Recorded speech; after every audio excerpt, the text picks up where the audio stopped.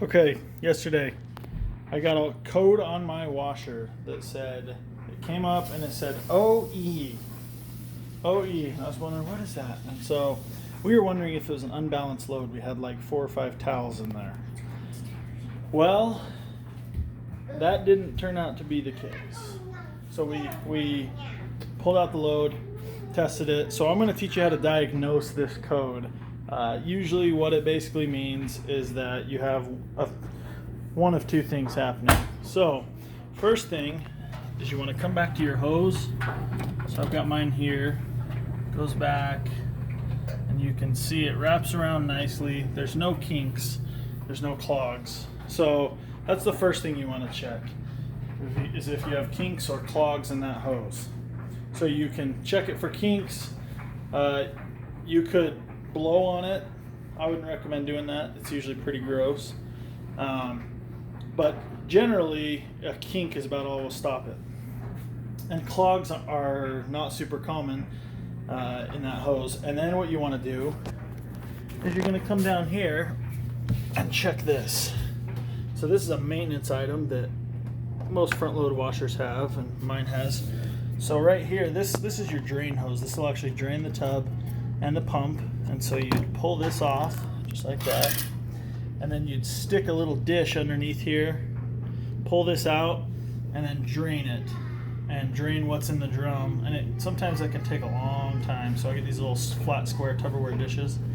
And then once that's done, then you can come in here and you can unscrew this. So this unscrews, and there's a little catcher in there, and it'll pull out, and you don't want to do that until it's drained.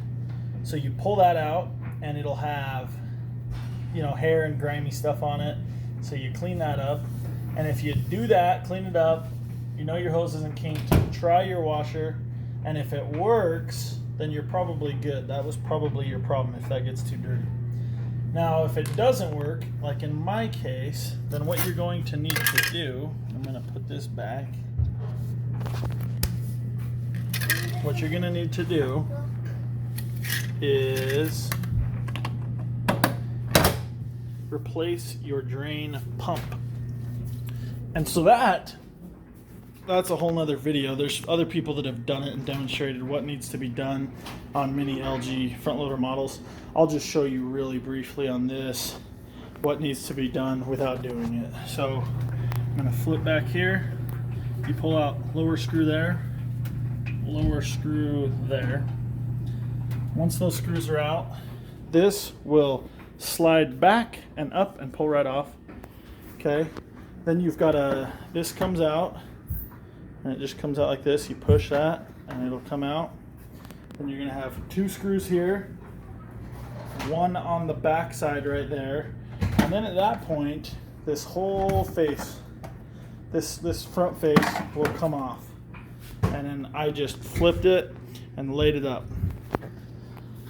Next, you've got a little ring. Now, you may not notice this, but there's a little ring inside of there. In fact, I'll show you the angle from the spring. So there's a little ring and a spring that hold this into the place. So if you get a flathead screwdriver and pry that, the ring will come off, and you can take this, shove it inside of your washer. And you can just kind of shove it, pull it away from the face. And then at this point, behind this, you're gonna have 4 or 5 screws just along the top. On the base here, you've just got 2 screws. You pull those off, and the 5 on the top.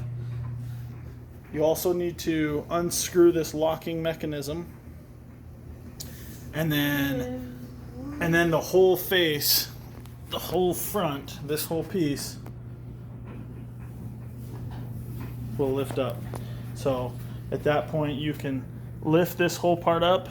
The whole thing will come up and off, and then you've got access to your pump, and you'll see it down in the bottom left side. And so this black part is part of your pump housing and assembly.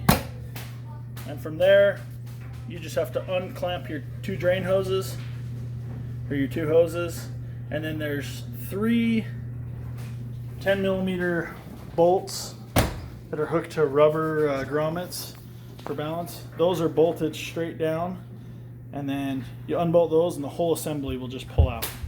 And so one of the signs that you can tell that it has gone bad, I'll show you this on this motor.